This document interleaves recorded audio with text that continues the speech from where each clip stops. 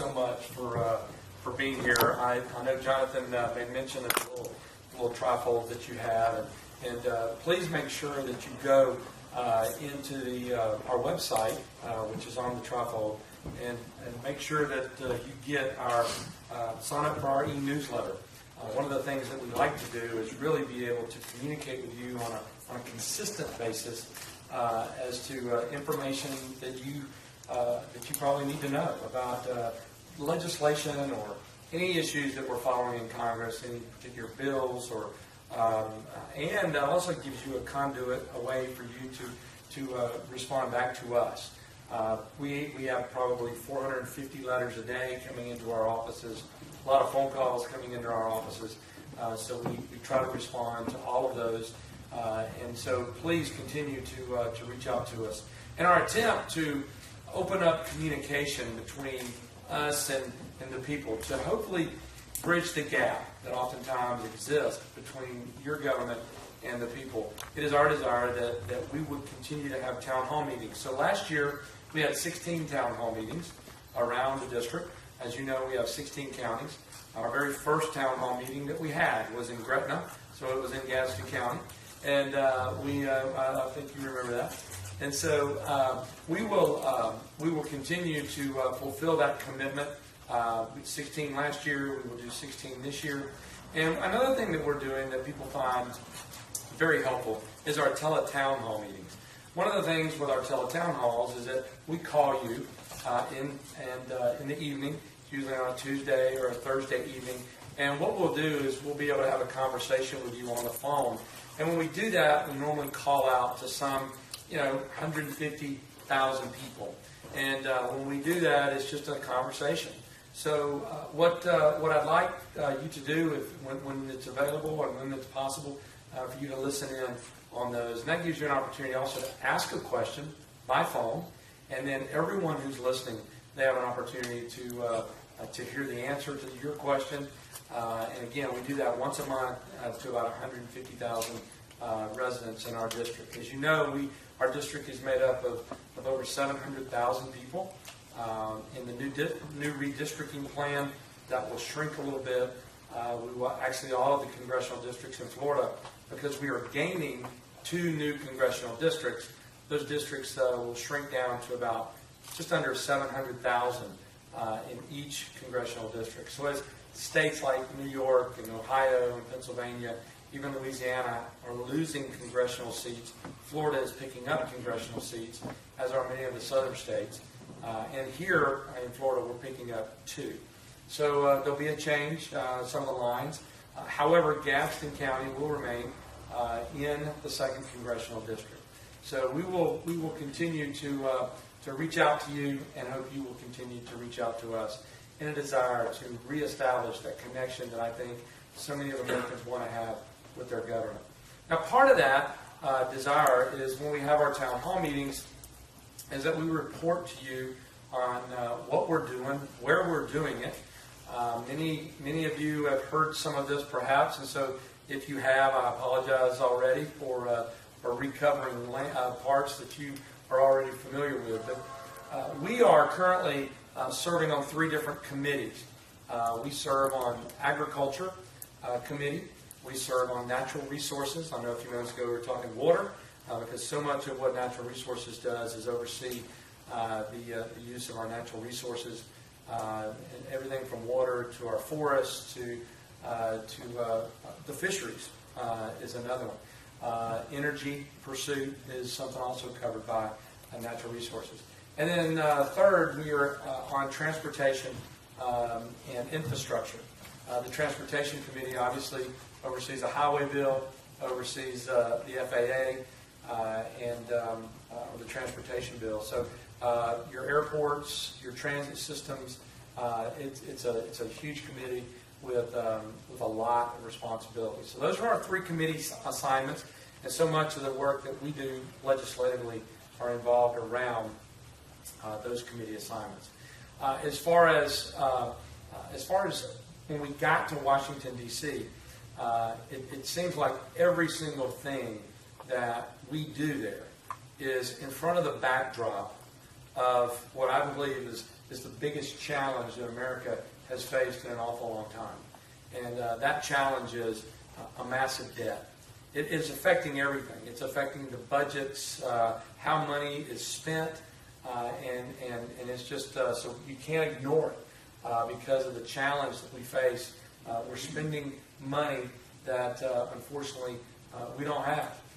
Last year we spent about $3.8 trillion, and we took in around 2.2. So got a $1.6 trillion deficit last year. So everything we do, and every whether it's education, whether it's defense, whether it is the ag bill, whether it is the transportation bill, whether it's judicial, no matter what we're doing, it all is in front of the backdrop of what I believe is one of the most predictable crises that we have faced in a long time.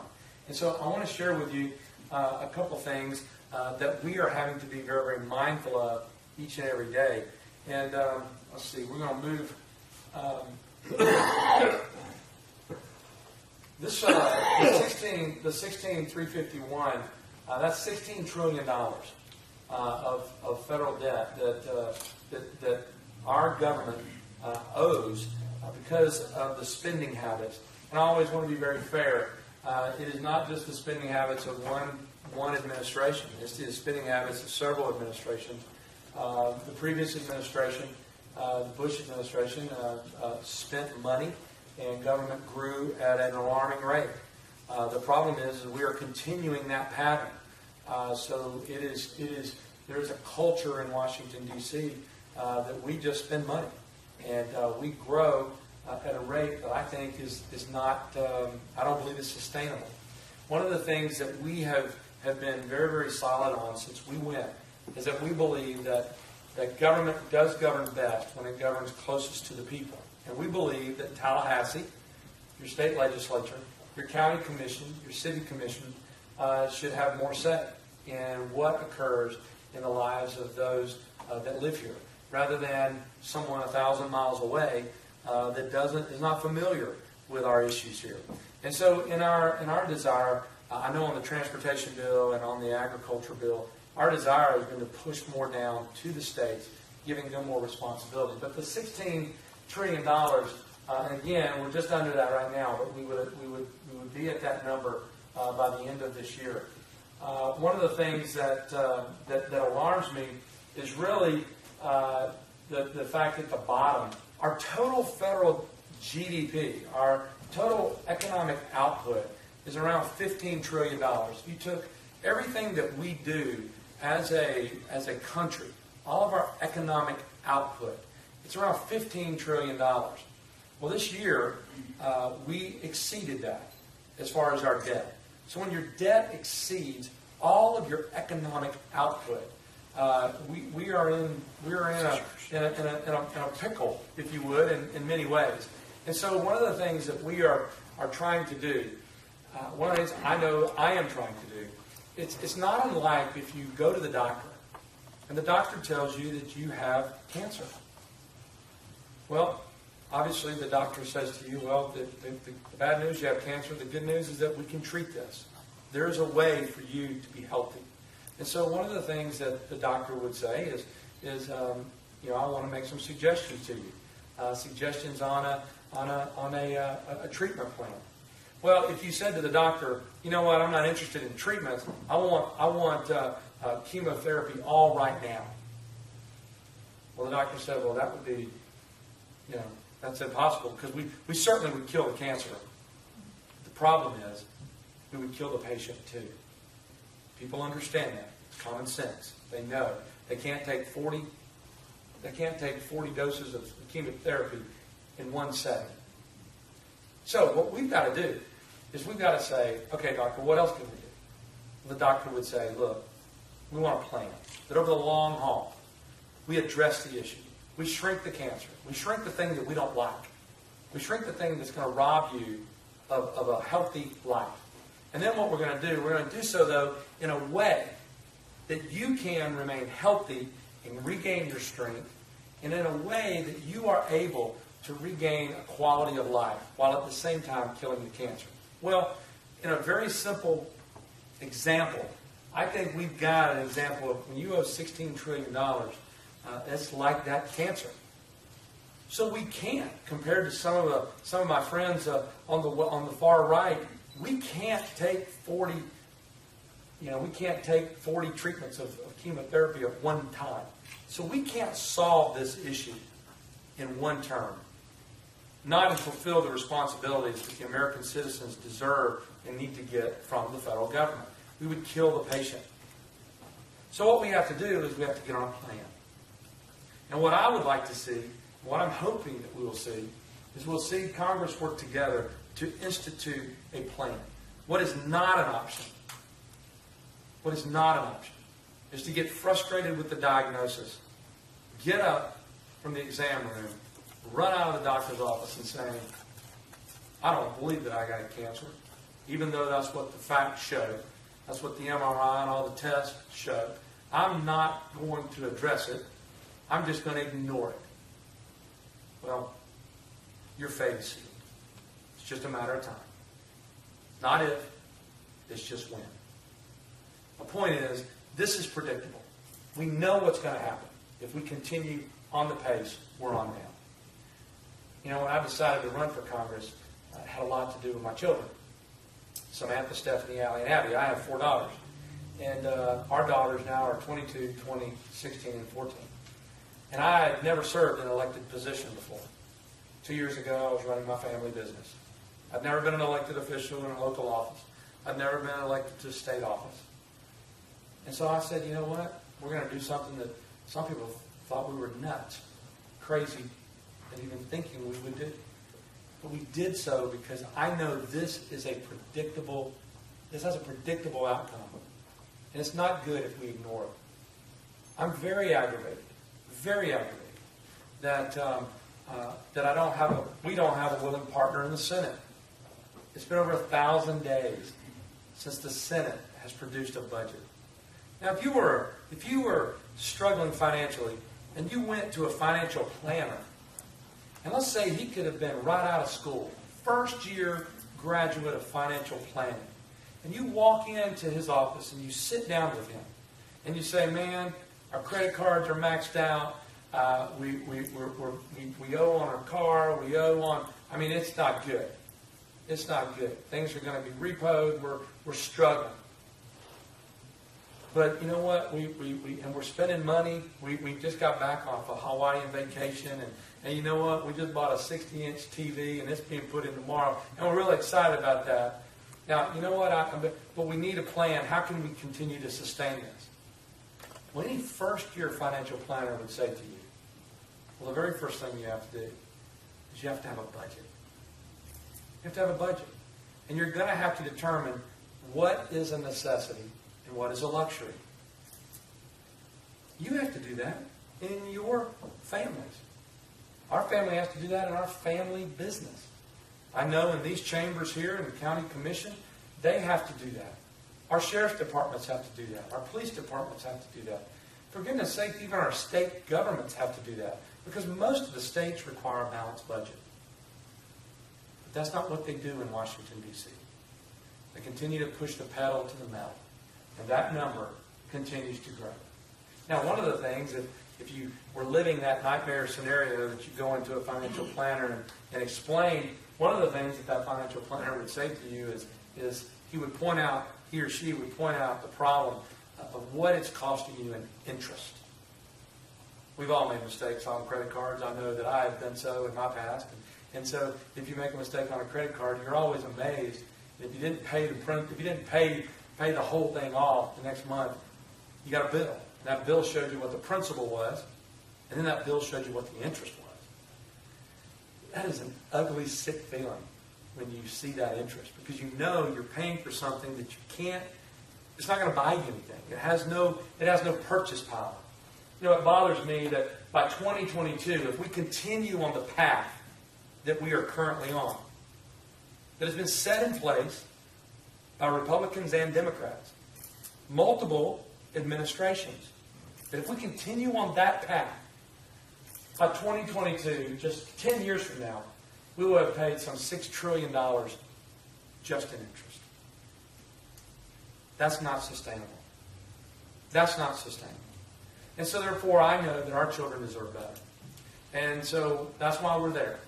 And while we're there, we're going to continue to fight that right there. I think that one of the things I want to show you, if you would flip to the next slide, Admiral Mike Mullen in July of 2010, and Admiral Mullen was President Obama's chairman of the Joint Chiefs of Staff. President Obama made this statement before Congress. I think the biggest threat we have to our national security is our debt. Now, July 2010, we were obviously engaged in Afghanistan. We were obviously engaged in Iraq. We obviously were watching the developments of a man over in Iran that just absolutely, and Ahmadinejad, who has declared publicly that there's another nation in Israel that he'd just soon wipe off the planet if he had nuclear proliferation. Admiral Mullen didn't talk about him. Admiral Mullen didn't talk about the dictator of North Korea and his testing of long-range missiles. He didn't talk about him as a threat. He didn't say the Taliban, or he didn't say Al-Qaeda. No, he didn't say any of that. He said that the biggest threat, not a large threat, a concerning threat, a small, medium threat, but the biggest threat, the largest threat, the number one threat is our national security is our debt. So here's a man who is literally the head of all of our defenses, and he says it's not a living, breathing person. It's not an army. Our largest debt and threat, our largest threat is here. It's us. It's we. This is predictable. This is going to happen if we don't realize it and do something about it. And what's it going to take? Well, I've shared my frustration, I think, oftentimes with Washington, D.C. Never been there and lived prior to being elected. And the one thing that drives me crazy about Washington, D.C. is there's no sense of urgency there. And you know, there's a sense of urgency in Gaston County. There's a sense of urgency in Quincy. There's a sense of urgency in Gretna. There's a sense of urgency all over Havana. There's a sense of urgency in Gaston County. There's a sense of urgency in all the 16 counties that I serve. People are losing their homes. People are losing their jobs. They're losing their dreams. They're losing their hopes. They can't get access to the capital that they have in their home. Their equity. And it bothers me. Because as I go to Washington, D.C., you would expect a sense of urgency. This is a predictable debt. This is a predictable crisis. But it's going to require vision and courage. It's going to affect everyone. And it should affect everyone. So I think that going forward, we are going to have to get a handle on this. Now, I'll be honest with you, I'm not super optimistic as we have now gone into we're in full-fledged campaign year. And there's a lot of campaigns that are going to garner a lot of attention. Obviously, none larger than the White House. None, and then after that, we've got Senate races, and we have congressional races like mine that are going to be held all over the country, and state and local races as well. So so some people could say that this year could be another wasted year. But to that debt, to that number, go back to the 16, to that number next year, after we waste another year of spending money and not addressing our budget, that 16 at this time next year is going to be up over 17, and the interest will continue to mount, and the crisis will continue to build. So I think that if any of you think that I'm incorrect, please let me know.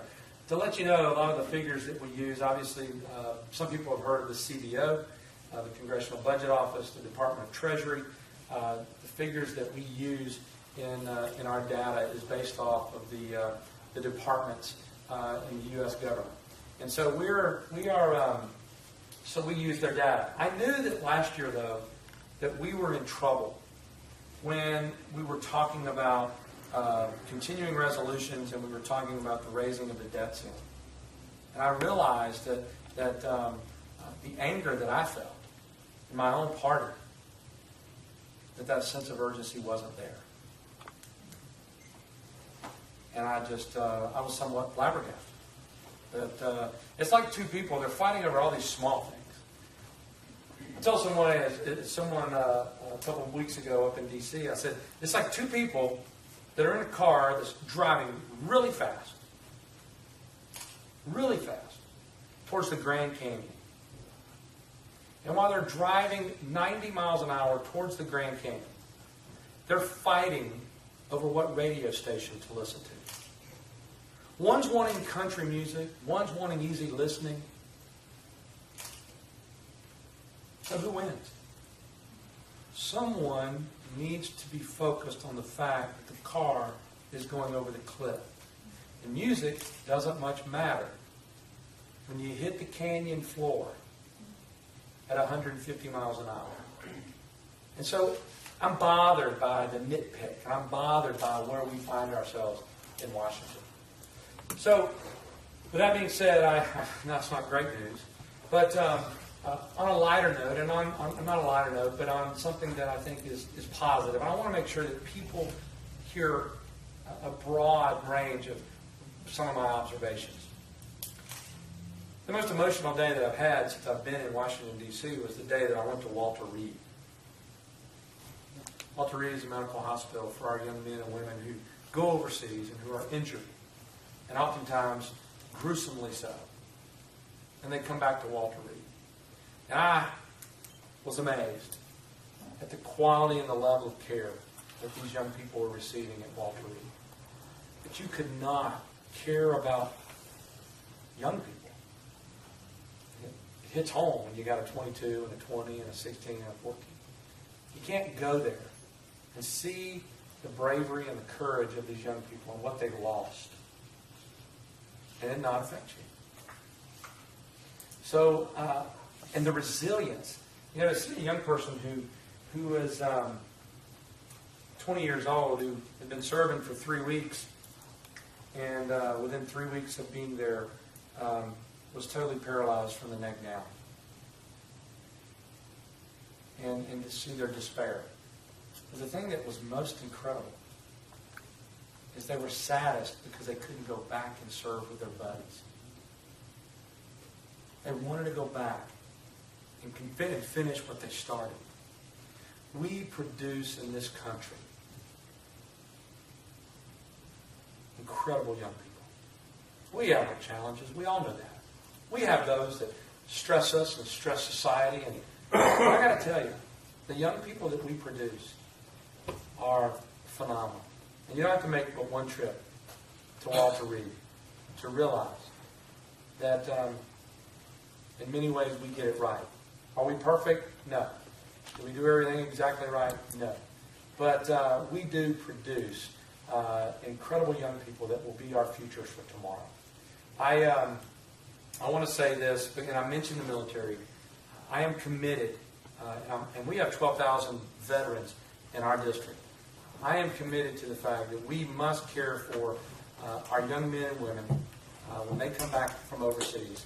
We must care for them. We must care for you. If you've served, obviously, in the military, we must be just as vigilant to make sure that our veterans who have served in conflicts of the past, be it Vietnam, be it the Gulf War, be it Korea, World War II, we must fulfill our commitments to those people who have fought, sacrificed for our freedom. So, in Florida, we've got, with so many veterans here, you know, over in Tallahassee, we've got a new VA hospital that's going to be coming in. We've got additions to, I know down at in Panama City, the clinic there. We've got a new VA cemetery that's going to be coming into our district. Those are great services to our veterans and to their families. And so I'm very proud of some of the things that we're going to see established in the very, very near future, not long future, but has been approved, and that will continue to add to the quality. Because I'm so bothered that so many of our veterans have to go to Jacksonville or have to go to Biloxi. That's inconvenient. A lot of times they don't have the money, they don't have the way to get there, the transportation. And so to have facilities improving in our district is going to be a great service to the 12,000 veterans we currently have and the many more that we will have going forward. Now, With that said, I'm very concerned with the things that we must do as a country according to our Constitution and this debt crisis and what it means. We are constitutionally bound by providing for the security of the American people. It is a requirement that we have a military, an armed service that is battle ready. It is imperative that we care for the transportation needs of our country. Our founding fathers said that it's the federal government's responsibility to provide for the postal routes. And so we've got to care for our roads. There's just certain things that we have to do. But that right there is making it very, very difficult. Again, there's no magic. There's no silver bullet. You can't do this in 2 years. Can't do this in 4 years. Can't do this in 5 or 6. But what you can do is we can put a plan like we would ask our doctor to put in place that would give us treatments over a period of time. That we shrunk that and we regained our health. Now, with that being said, there's probably some things that I want to make quickly note to you that we have done that I think has proven that we take serious our financial calamity that we find ourselves in. I'm proud to be a sponsor of No Budget, No Pay. It's an act that was dropped a few weeks ago. And what No Budget, No Pay means is that even though the Senate hasn't produced a budget in 4 years, under the leadership of Harry Reid, that I think that the American people expect your elected members of Congress, the 535 of us who are privileged enough to serve, that if we can't go up there and do the very basic thing that the Constitution says we are to do, that we don't get paid. And if we haven't passed a budget and the 12 appropriations bills to that budget by March, we don't get paid. And here's the thing, and if we drag that on into the rest of the year, we don't get back pay either. So if March goes by and you didn't get it by, you don't get paid for March. And if April goes by and you didn't get a budget passed, you don't get paid for April. It says to the American people, that we're going to be responsible. We're going to take personal responsibility and we're going to fulfill the responsibility of being in Congress. That's one act that I think is great. There's another bill that I'm proud to be a part of with my colleague Martha Roby from Alabama. It's the Honest Budget Act. I'm amazed at how many gimmicks are used in budgeting in the federal government. It's a shell game. They're lying to the American people. My goodness, they're lying to themselves. And so one of the things that the Honest Budget Act does is it goes into, at the committee level, the Budget Committee, the Appropriations Committee, and it rids the budgeting process from the ability to use all of these gimmicks so that the American people know when we say 1, we mean 1. When we say 3, we mean 3. But right now, in Washington, you can say 3, and it really means 10. Well, how in the world? So just the language of budgeting up there is a foreign language to any one of us who listens, who understands English. So that's a bill that I think we need to continue to support going forward. And by the way, these bills, just want to let you know, these bills have bipartisan support. Not everything in D.C. is just partisan. Okay, now that's what so many people report. That's what the mainstream media oftentimes report. But there are agreement on these bills. Okay, especially I know the No Budget, No Pay Act was introduced by a Democrat, and I think that there's actually it's about 50-50 the sponsors on that bill, Republican and Democrat, because a lot of us understand the crisis that we're talking about. Now, another thing we were proud of is that we were able to return back to the Treasury last year nearly $200,000 of unspent money. We were budgeted the money, but we did a novel thing. We didn't spend it just because we were budgeted the money. We ran it like it was ours. And it is ours. It's yours. It's ours. And so therefore, I'm not going to spend money in my own business that my grandfather started 60 years ago, that I'm the benefactor of. I'm not going to spend money just because you can. You spend money you need to spend.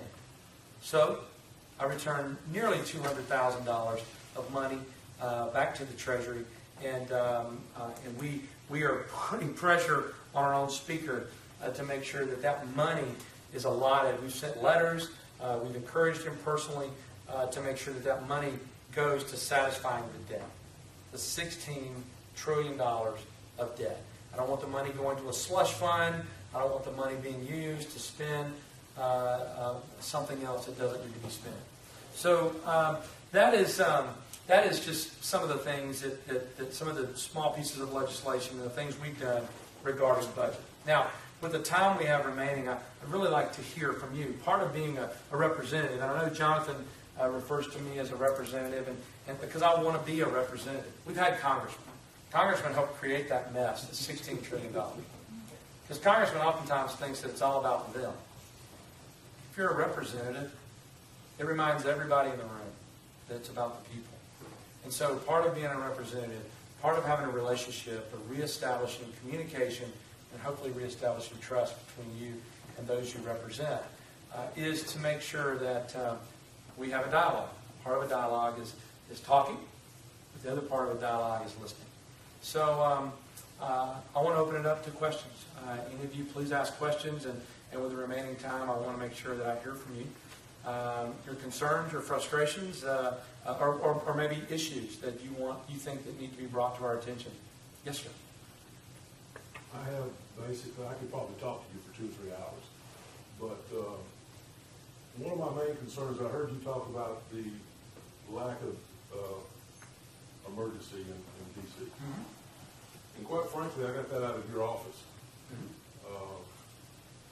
I voted for you last time Mm-hmm. because Alan Boyd voted for the bailout of the banks, and I didn't agree with that. That was the main reason why. Did you say the banks? Right. I've been on Alan for years. Mm-hmm. When my son was killed, he called me and we talked, and we were able to get a Coast Guard cutter down in Carabel, and hopefully nobody else would have that same problem. Mm-hmm. So we went back a ways. But I didn't like what he did with that vote. I'm still having trouble with banks. Contacted your office, by your website 3 times, no response. No response? No response. Called your office, half a dozen times. 3 months later, a lady called me. Mm-hmm. Wanted to know had that problem been resolved.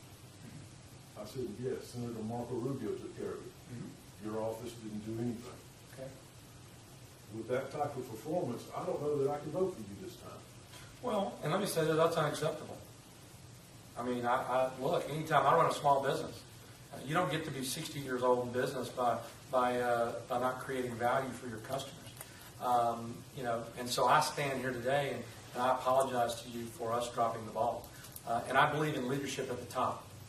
I am a leader. It doesn't blame anybody else if somebody else drops the ball. If anybody in our office drops the ball, then I have to bear responsibility for that because I believe that the buck stops here. So I would say to you, I apologize for that. And I would say we need to make sure what happened. I need to know what are the details regarding your inquiries into our office. I need to make sure, because I certainly don't want, as someone who does have business experience, I certainly don't want to have anyone to have a bad experience, nor do I want a second or a third person to have a bad experience. So what I would love to do is to be able to find out how that happened and get information from you. And then I want to know what your issue is or was. And I'm glad that the Senator's office was able to pick up the ball and run with it and solve your issue. But if you think that I can stand here and say, hey, that was somebody else's fault, I don't know what happened, make excuses, I don't make excuses. And so I would just say to you, I'm sorry that you had that negative experience. And I don't blame you for the aggravation you felt. Well, I'm a businessman myself. I own my own construction company. 2005, we were really Cadillac and 35 employees. Paid a little over $100,000 in income tax that year. Since then, it's gone downhill dramatically. Sure. My home has dropped over 60% in value. My farm has dropped about 50% in value. We've started working weatherization projects. Now, that has been cut. There's no more weatherization money. So I hear what you're saying about the overall picture. But I'm from a background of South Georgia on farm. Dad said, you watch out for the pennies and the dollar will take care of themselves. So if you're trying to cut a big apple Right. without concentrating. Now, we're going out of business, or we will be going out once the weatherization money fails. That means I've got subs going out of business, material suppliers are dropping, I've got people that can't afford what they're doing. I can't do shovel-ready projects anymore because of the fact that when you use up your cash in the last 5 or 6 years, which I've had to do to stay afloat, you can't bond. Right. So I'm in a catch-22. So I really don't care a whole lot about $800,000 worth of spending in Las Vegas to go whatever GSA was doing. I don't care about the war in Afghanistan. I can just assume them come home. I don't care about being the nation, the world police force. I don't have health insurance because I can't afford it. I hear the Republicans talking about they want to get rid of Obamacare, but I don't see anything in its place. I hear a lot of negativity, but I don't hear any positives of where we're going. Who is going to lead us out of this shadow of doom that we're in? That's the problem that I see. I voted Republican for president for the last 30 years. I don't know about that now.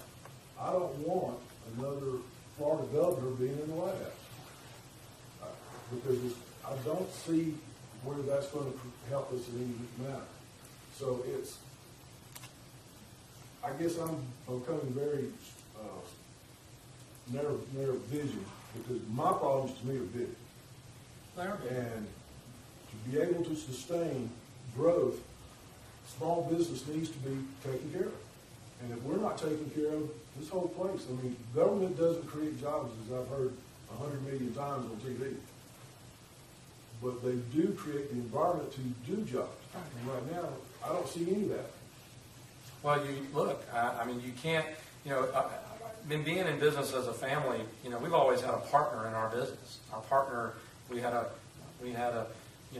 attorney that's a partner in our business. We had insurance. We had to have insurance for general liability, and they were a partner in our business. But no partner in our business was more important than the local bank. Oh, they quit doing that. Well, but why? But you talked about environment. Why have the local banks stopped lending money? That's a good question. Well, I'm telling you, there's an answer. It's called Dodd-Frank. Dodd-Frank legislation that was passed in the 111th Congress passed a bill that is literally crushing the financial services industry in this country. They took the things of the larger banks in New York and on Wall Street, and they created a bill based on what they did. And they now make community banks who weren't a part of that. And they have crushed them. And so they're picking and choosing winners. Banks are going under, banks are caving, and no longer do I, as a small business owner, have that partner. So if I want to add a location, or I want to purchase a piece of equipment, or I want a line of credit, who do I go to?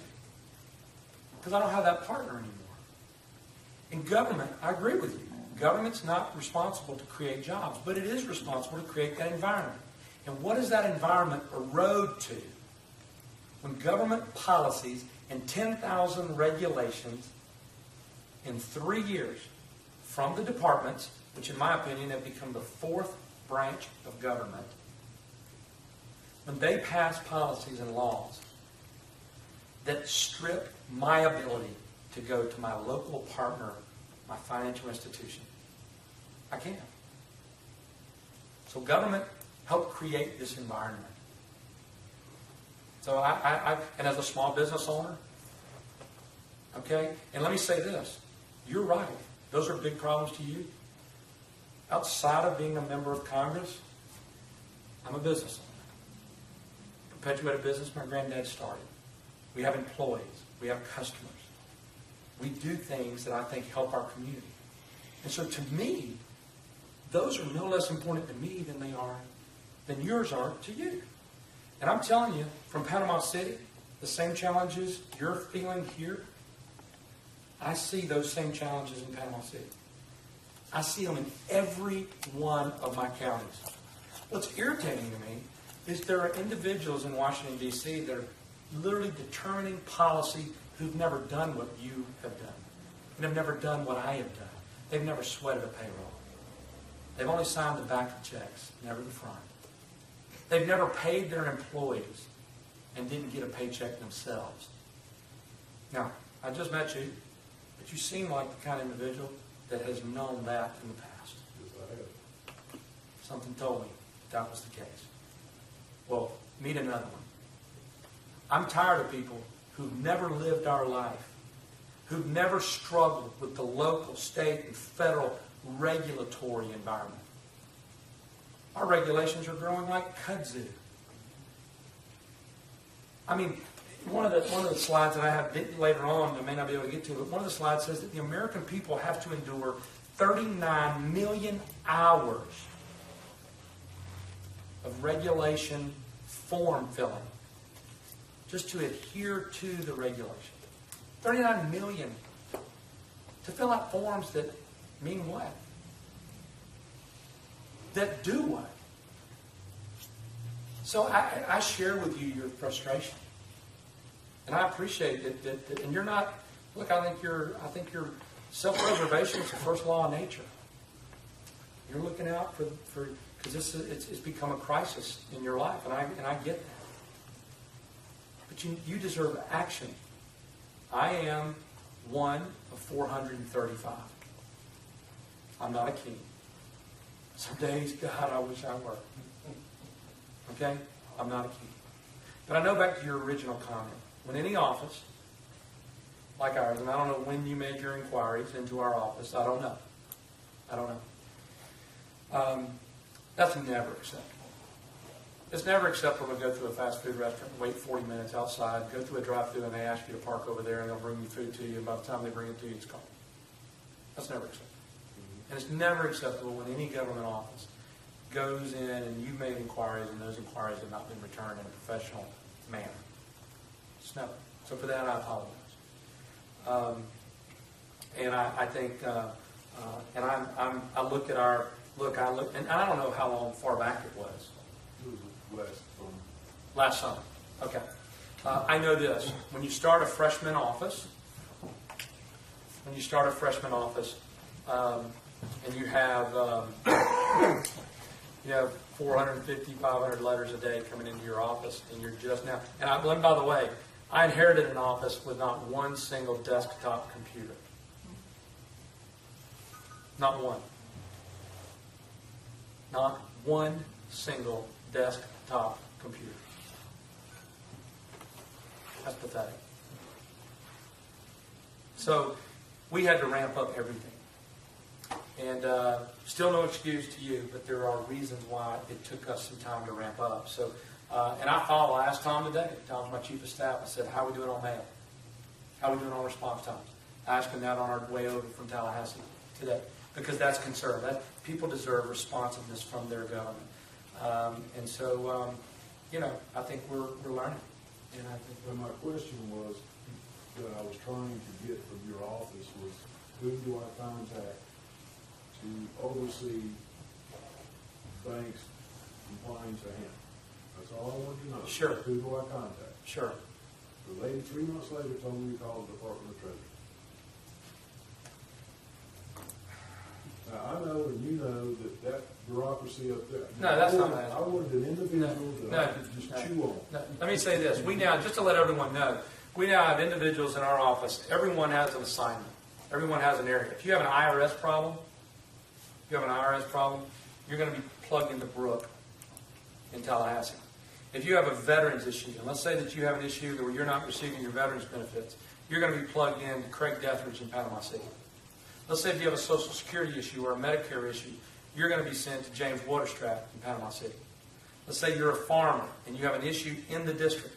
Kevin Kelly is now He is our he is our ag representative in the district. If it's a legislative issue, that you have real concerns about something in the Farm Bill, we're going to skip Kevin and we're going to take you straight to Karen Williams, who is our legislative director over our entire operation in Washington, D.C. So depending upon if it's transportation issues, if it's a transportation problem, then what we're going to do is we're going to send you to Kristen in our office. If it is fisheries issues, we're going to go to Ashley. We have assigned areas, okay, so that everybody follows. So everybody has so when calls come in and letters come in, those people are filtered to that area to make sure that people get response times. That's it, because here's what you don't want to do. You don't want to call the Department of Treasury. I mean, you're never going to get anything. It's like, it's like calling the Social Security office. That's why we want James to call the Social Security Administration for you. Because when James calls the Social Security office for you, he gets a quicker answer because he's representing the congressional office.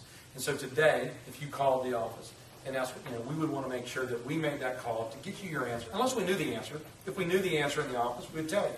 But if we didn't, we want to make that phone call for you because we can cut through you speaking to a bunch of different recordings and never really getting your answer because you, after 45 minutes on the phone, you had to leave a message. That's how it should work, and that's why I monitor and I communicate with my chief and my my district director here to make sure that that's what success looks like, and that's actually what's happening in the district. So that's just to let you know how we have our system set up now. And last summer, I apologize that I don't recall but we were still building that out. We were still building our staff. So one of the things that we've done, it took us longer to build our staff because I wasn't just going to hire anyone.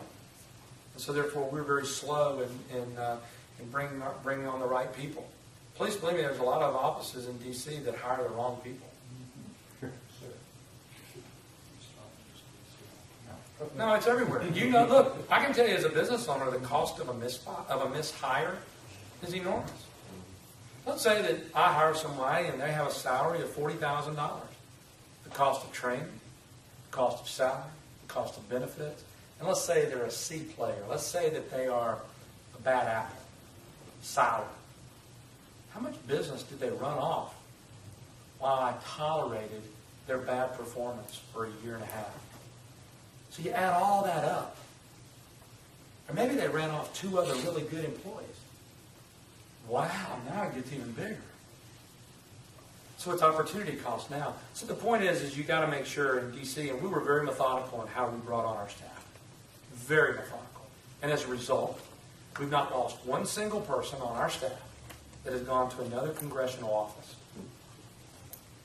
I believe we took time, we heard the right people, and now I'm hearing a lot of success stories. So obviously I'm very concerned when I hear a story like you shared with me. But I have to tell you now, I'm very pleased with some of the stories that I hear. Are we perfect? No. Are we a baseball team that doesn't make errors? No. Are we a football team that doesn't get the flag thrown on us apparently sometimes for holding or infraction? No. But we do have a system that I think will hopefully eliminate that experience. And again, I apologize to you for that. How about your Washington staff? I've been going to Washington every year for the last 10, 11 years. And I tell you, you were not there in the first week in March, like I mentioned. But your staff, you've hired some great people. You really have. Well, we're not perfect. Thank you. Talking about the water issues and the energy issues that I was there for that time. And so, but you have great staff of people who represent you well. Well, and getting back to something you're talking about, I'm on the board of directors of a local credit union, and we're getting punched just like the banks are. With that, we can't loan money to everybody like we used to and all because of the Dodd-Frank. Well, and one of the things that we've sponsored a bill that I think is a good bill, and it deals with Dodd-Frank, and it's I think it's 3461 or 3641, and what it says is that we want some more certainty in the examinations, because financial institutions have bank examiners in their offices every week. The problem is if you have 3 different examiners coming in, you get 3 different opinions. And so how can you plan when you get three? So what they've done is they've taken that partner and they've locked them down, and they've created an environment of uncertainty. And so, that's a bill that we're getting great response from credit unions and banks because they all have to deal with those examinations. Yes, sir. I'd like to compliment you on your town hall meetings and your staff. The first one I went to was in Gretna, like a couple of months ago. And at the time, I was the only one there, so I got Laurie and Brooks' total attention. And I told them, I said, I'm a former school teacher now, so I want you to pay attention. Take I said, notes. jobs, like I said, former school teacher. And I said, we need to put more emphasis on vocational and technical training. That's right. Instead of all this academics and test scores. And I said, I'm a senior citizen now, and thinking about those golden years and long-term care. I said, people living longer, and it's going to be a big problem in this country, nursing homes. Absolutely. And then I also mentioned transportation. I'm the son of a railroad man, and as you know, and I was just talking to a friend of mine today in Alabama, and he said that he got a response back from your office on that Amtrak. And may I address that? May I address Amtrak for just a moment? Because that's an issue that I think is very important across Florida. Because I've talked to so many of the city commissioners, county commissioners, because we really want that rail service to, we've got the, as a result of the storm, the rail service was stopped, and we want that back. One of the things as a result of, the financial environment that we find ourselves in is even a little bit different and more challenging than it was when the rail went down as a result of the storm. So we are. I would like very much to restore, and that's not my sole decision because I'm one of 435 in the House. That is not my sole decision. But I think it would be very helpful. It would be good. It would obviously create economic opportunities, I think. But one of the things that America must demand in order to get that, America must demand that Amtrak get their fiscal house in order. A lot of people don't want to hear that because that means that the answer may be no until they do.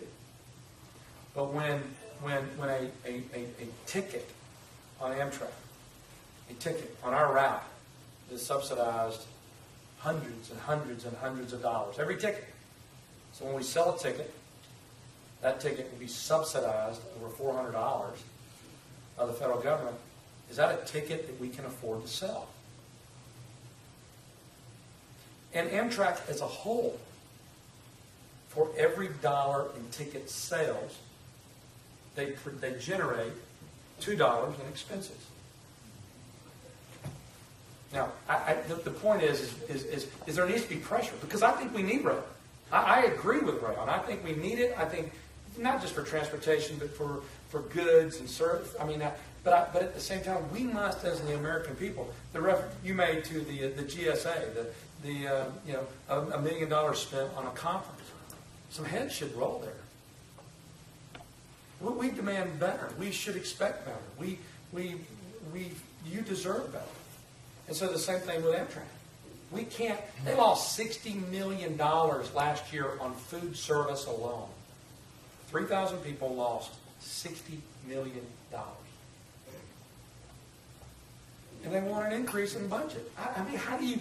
At what point in time do you say, okay, this is bad parenting?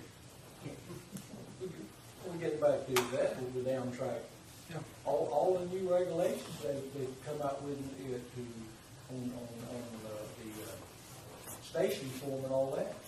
That's a deal killer in itself. That the federal government's come out with on this regulation. Since the storm, But I want to be very fair. I think that rail rail has been a part of this country for hundreds of years, and I think that it is good, it is necessary. But how many of you okay, would continue to give to one of your children more money when you allot them y'all say you allot your child a $20 allowance, and your child continues to go out and spend $100 and charge it to you. I mean, how would you continue to? I mean, at some point in time, we've got to be responsible. At some point in time, we're part of the problem. Yes. I'm curious, have you experienced any aspect of the federal government that has its fiscal aspect? I mean, I was in the Army for 28 years, and I can't say the Department of Defense has No, totally under control. no, in all of defense, even defense, who I think that we do have, as I said earlier before you arrived, we do have a constitutional responsibility to provide for the common defense of our country. So we don't have to pray about that one. Okay, that one's a requirement.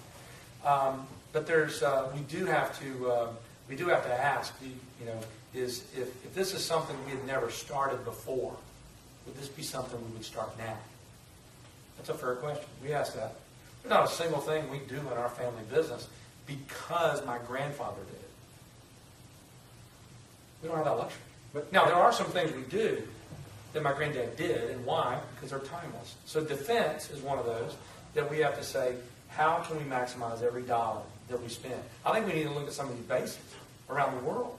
There are bases that I don't think I mean, when you're talking about alignments, and you're talking about drawing down, and because we can't keep sending. I wasn't throwing a stone at the Department of Defense. What No. I'm curious is, now that you've been there for a while, Yeah. is there any part of the federal government that actually has its fiscal? I mean, have you experienced any part of the federal government that's doing a good job with money? Well, is there any good news story at all? Because I can't think of one. Look, I got to tell you, I spend every day looking at problems. I mean, I'm just shooting you straight here. I mean, it's not one of the most uplifting, experiences. Do you have any insight in why the Senate has not been able to pass a budget for 3 years? Well, let me say this: I would get a spanking when I was a kid if I violated common sense. If I started crying when I was a kid that I was getting wet out in the rain, right beside the carport, my daddy would spank me. He'd say, "Son, take a few steps over here. That's common sense." The point is that's not embraced. My point is that's not something that you see. So no, I think that what's happened is I think that the federal government's out of control. I mean, I can stand, as I've shared in other meetings, I've stood on the speaker's balcony and I've looked out over the city. I was on a group yesterday. I looked out over the city, just a small portion of the city, and I counted 9 construction cranes. And I don't mean little. No, I mean like 15-story construction, big buildings, moving big rocks to house lots of people. Lots of people. And so, there's no recession there. I mean, the 5 wealthiest counties in America are the 5 counties that surround Washington, D.C. And so, therefore, you still buy and sell a house. You still buy it and flip it. There's no... you might as well be on another planet. So it's aggravating for me. Because that's not the world that I grew up in. It's not the world that I left to go to. There are certainly going to be some that run better ships and better departments. Because my area, obviously, is over agriculture and over natural resources. I spend a lot of time looking at NOAA. I spend, and then I've got, obviously, transportation. But transportation, I'll give you a perfect example. It takes us 14 years to complete a DOT project. 14 years? I mean, I've never paved a road, but that just seems like a long time. And I talk to people that do pave roads, and they say it's ridiculous. But here's what happens. The EPA loves when we're going to do a DOT project. Because that means they get to hire more people to go out and put up roadblocks to fulfill that project. So it's really now it's feeding off each other. You got departments feeding off each other. It's really so I think that the sense of urgency, and there's no good, there's no perfect bill. We need, but I do say this. I think that one of the things Congress must do, and Justice Scalia, I met the Justice last year, and he said one thing that has stuck with me ever since we met. He said when our founding fathers formed the federal government and the separation of powers, it was their intent that there was no branch more powerful than Congress. He said, and especially the House of Representatives. He said because the House of Representatives is the people's house. So you have greater clarity of what the people want, what they need, because you have to run every 2 years.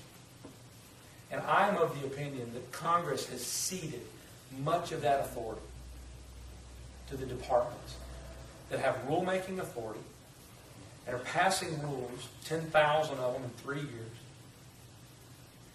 And somebody's got to administer that rule, follow that rule. They're really, what's the purpose of that rule? Okay? I'm telling you, the purpose of the rule is to hire somebody to go follow the rule. Because the rule doesn't do anything. And so it's an aggravating culture. But it's a culture that didn't start overnight. It's not a culture that's just been there 3 years.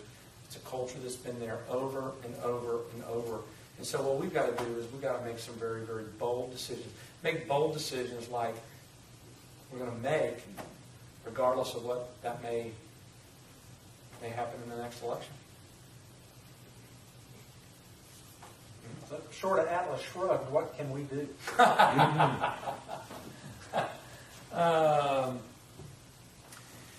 Well, I think, let me tell you where the front lines of this, how we got here.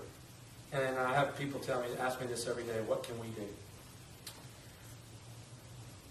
One day I believe I'm going to stand before God and give an account of what I do, what I've done. And I'd be willing to bet top of that list is my marriage and how we raised our children. We've lost our children. America. All we do is we drive them up to school and we let them out and we depend on other people to instill in them what God never intended anybody to instill in them other than the parents that brought them into this world. And so if you really want me to just answer that bluntly, make sure that nobody has a greater influence on your children or your grandchildren than you.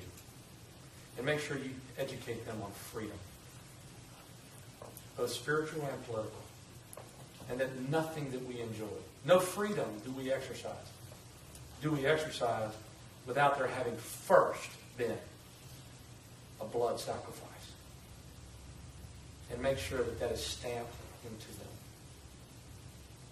Because there's a lot of people out there that don't want to teach them that. And that's a fact. And what we have done is we've allowed our children who don't even know the capital of Florida, much less what the 3 branches of government are. The first president, the vice president now. The point is, you ask somebody, who was in the Civil War? Well, I think we were. The point is, we got to do a better job. And I want to give everybody an assignment on something we all can do. If you got children and grandchildren, that's where you start. I know that's simple. That's doable, too. That's doable. Please believe me, if you're not influencing your children, somebody else is. And it may be somebody who doesn't appreciate the sacrifice of our veterans, the sacrifice of our forefathers.